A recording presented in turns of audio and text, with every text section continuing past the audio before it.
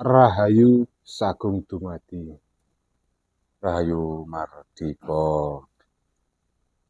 Berjumpa lagi dengan kami Pusaka Bumi Wengker yang akan selalu membahas tentang budaya Jawa. Kali ini kita akan berbincang lagi dengan seseorang yang sebenarnya sudah sering datang ke sini, cuma sudah lama banget kita tidak kedatangan beliau. Menika panjenenganipun Mas Paisu. Oke, Mas Medi. Pripun pawartosipun kok dangu sangat mboten Wah, ketingal suwehat walakapian wong idune sak wangsulipun Mas Medi. Kesibukan hari ini napa Mas Paisu? Ya tetap seperti biasa. Masih di dunia pusaka? Pusaka napa niku? Nggih, pusakane tiyang Jawa, keris dan sebagainya sing saged didamel pusaka. Mboten didamel saklimpinipun. Oh, tetap. Kalau masih di dunia perkerisan masih tetap continue karena hidup saya di sana, Mas. Memang dari kecil bahkan sampai sekarang seolah-olah saya nggak bisa mengelak. Saya nggak bisa beranjak dari dunia itu sendiri karena sudah sering mencoba ke sana loh. Sering mencoba keluar dari Zona fase itu. Nah, ternyata tidak bisa atau buatan sakit. Memang Jadi mungkin sudah ditakdirkan. Saged diaturnya bisa dibilang sudah jalurnya di pusaka Ya, Tosanaji. hidup saya di sana. Bukan hanya di pusaka, di Tosanaji sebenarnya. Karena kalau kita membahas pusaka itu luas mangke. Oh, oke, siap. Mangke karena ini juga ini akan menjadi pusaka bagi saya. Kebetulan hari ini kita akan membahas seputar pusaka dan juga senjata. Pusaka Apa dan sih senjata. perbedaan dari pusaka dan senjata? Soalnya gini Mas Paisu, di masyarakat umum membedakan antara pusaka dan senjata itu kalau saya lihat itu banyak yang rancu. Ini pusaka apa senjata atau ini senjata apa pusaka? Ngoten. Nggih. Sebetulnya sami mawon. Sebetulnya antara pusaka dengan senjata itu sama saja.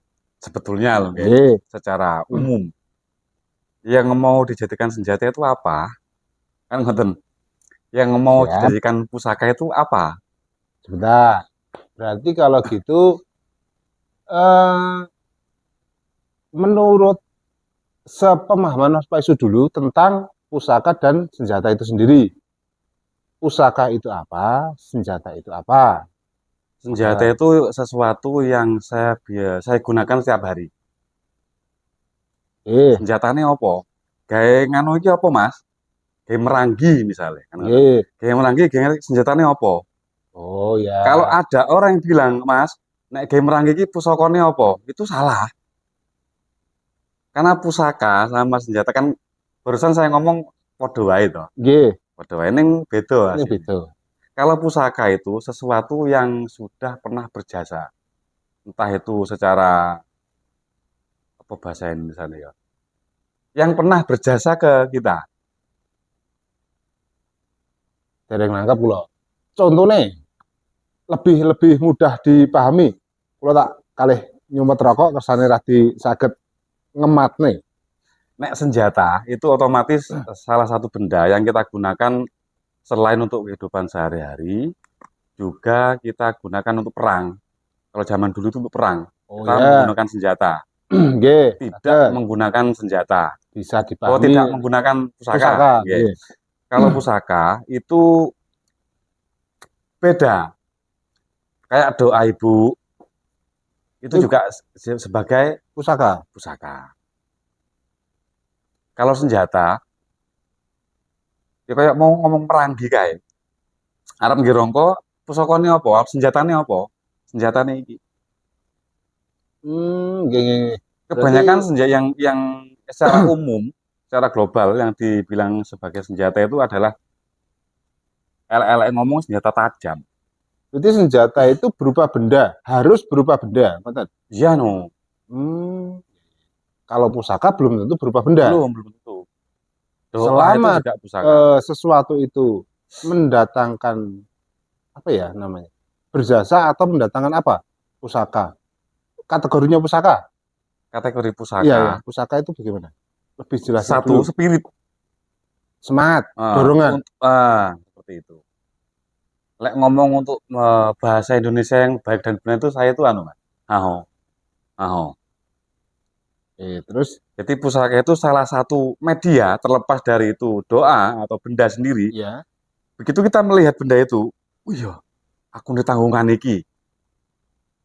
berarti begitu bukan hanya melihat ya, begitu kita teringat Teringat, termasuk akhirnya merasakan. ada dorongan sehingga kita mendapatkan semangat yang lebih lagi. Ngoten. Kurang lebihnya seperti itu. Pusaka adalah itu. Berarti kalau jauh Mas ya, kalau kalau pemahamannya seperti itu berarti pusaka sama senjata itu malah bedanya jauh banget. Pusaka Saya jauh. bisa senjata bisa jadi pusaka, tapi pusaka belum tentu senjata. Ngoten. Sudah pernah menjadi senjata. Oh ya, Sudah pernah. Levelnya itu lebih privasi. Siap. Lebih privasi dan tidak mungkin dipertontonkan. Satu. Kedua, tidak mungkin digunakan tiap hari. Maksudnya digunakan tiap hari itu kemana-mana kita bawa. Kalau contohnya ini Mas, petani dengan cangkulnya, itu maksudnya senjata apa? Senjata Oh senjata ya? Senjata. Petani senjatanya cangkul. Betul. Berarti Bukan kalau pusakanya, ya, itu keliru loh Ibu. kalau tukang parkir senjatanya sempritan, kados ngoten niku. Oh Sempritan siap. karo lampu kae. Nggih. Masuk. Jadi kalau pusaka belum tentu benda dan belum tentu senjata. Kalau senjata sudah pasti benda dan digunakan sehari-hari dan belum tentu pusaka juga. Nah, salah satu contoh seperti ini. Waktu saya jamas ya, waktu saya menjamasi Tosanaji, jamas atau marangi itu kan banyak benda di sana. Ya. Di sana itu kalau disebut semua keris itu pusaka, itu tidak. Karena kalau pusaka tidak mungkin dimaharkan sama si pemilik. Oke, terus. Nah, di sana itu levelnya sama. Jadi bah keris, bah tombak, bah pedang yang saya jamasi itu ada beberapa yang memang itu dipusakakan oleh si pemilik. Oh ya. Kadang-kadang Mas ngapunten niki kula badhe nyuwun tulung nyamasaken niki nggih. Cuman saya niki tolong jenengan dhewek nih. Ada perlakuan istimewa. Disuruh diperlakukan istimewa. Karena menurut si yang punya, dia ini pernah berjasa. Satu, mungkin yang menurut kadang nggak dijabarkan secara langsung sih. Cuma dengan bahasa seperti itu otomatis saya tahu bahwa benda ini punya sejarah yang panjang. Dari buyutnya, dari mbaknya, dari si sampai ke dia. Nuwun sewu, kadang itu sesuatu benda yang bagi kita, bagi saya sendiri, itu ada di rumah. Yang kita sering lihat. Cuman ini menyimpan sejarah yang sangat luar biasa bagi si pemilik. Dan bisa menimbulkan gairah, semangat dalam kehidupan sehari-harinya. Gitu. Ini kategorinya dipusakakan oleh si A. Kalau yang lain, dan ini belum masuk kategori pusaka. Apa jadinya? Belum masuk kategori senjata. Karena masih dijual belikan sama dia. Oh ya. Kalau senjata sendiri itu jarang Mas dijual belikan. Karena selain levelnya satu setelah pusaka, baru senjata. Senjata kalau dia juga bisa punya energi atau kegunaannya hampir sama dengan pusaka ini sendiri, dia tidak mungkin dijual kecuali dia punya duplikatnya atau punya yang lain-lain. Cuma kalau dari segi senjata sebelum digunakan pemiliknya itu ada dijual di mana-mana. Tapi kalau pusaka walaupun bisa gimana ya? Kowe iki bingung ya, arep aku iki bingung. Sing slow, sing santai. ngerangke katane sing Ojo bingung, Dik. ojo sepaneng. Ngerangke katane sing bingung. Digawe Jawa ora apa-apa. Ben aja sepaneng. Akhirnya aku melu sepaneng. Heeh. Kudune wis ra ning kono kuwi mau. Kudune cerita liyane. Penjelasan pusaka karo apa jenenge Senjata. wis cukup ning kono. Intinya seperti ini, kalau senjata itu digunakan secara nyata untuk perang, Ya, untuk aktivitas sehari-hari. Kalau pusaka digunakan di belakang atau sebagai doktrin kita, penyemangat kita, mendorong semangat kita. sebagai spirit dalam kehidupan kita sehari-hari. Bukan alat yang digunakan kita sebagai kehidupan sehari-hari. Perbedaannya sederhana. Iya. Lah Terus? dalam aku tak ngomong ini. Oke. Timbang sampean bingung nakoni to. Nggih. Makanya dalam dunia tosanaji, dalam perkerisan tersendiri itu ada beberapa sub-sub perbedaan. Enek pusaka, enek keris, apa bahkan ada ageman, ada Ya. tayun kan mengatakan. Nggih. Bahkan dalam kitab bukune sampai itu Jenate Bambang Haryo Guritno. Ya, yang Itu buku dari Solo itu ya. Ensiklopedia. Iya, ensiklopedia jenenge. Ensiklopedia keris. Iku enek tingkatan keris itu ada dibagi menjadi 4 karakter. Nggih. 1, 4 apa telu ya? Eling kepapat. 1, ini keris tayuan, keris ageman, 3 sih. Keris pusaka. Ada 3 macam kategori keris. Untuk keris tayuan sendiri, Keris tayuan, keris ageman, keris pusaka. ya, Kalau keris tayuan itu tidak harus menggunakan bahan yang baik, tidak harus menggunakan apa jenenge garap yang baik, tapi dia fokusnya ke esoteri, fungsi. Yeah. Misalnya ini lading lah, yang penting lading ini kena gawe pekerjaannya si A, si B, ngoten ya. Nah, ini kelas bisa tayuan. memenuhi pekerjaan si A, si B. Kadang dia tuh bentuknya ngawur. Misalnya telulas. Yes lo telulas, mbuh lu iki modele piye? Heeh, enek kembang kacangnya meletot-meletot gak apa-apa. Sing penting yes misalnya sengkelat. Nggih. Sing penting wong awam nyawang iki sengkelat. Loe telulas. Heeh, roe telulas dengan rincian yang genap. Tapi meletot-metot gak apa-apa. Sing penting ruhnya di sini adalah sengkelat. Itu tayuan. Jadi kalau untuk garap itu kurang. Banyak orang menyepelekan kayak gaya opoan seperti itu. Kalau tayuan. Terus nomor 2 ageman. Kalau ageman itu mengutamakan garap. Fisik, penampilan. Fisik. Jadi mbuh iku barangnya apik, bahan bakunya besi, pamor dan lain itu sak-sake. Yang penting garapnya apik. Yang penting garapnya perfect. Secara penampilan dilihat orang perfect. Indah.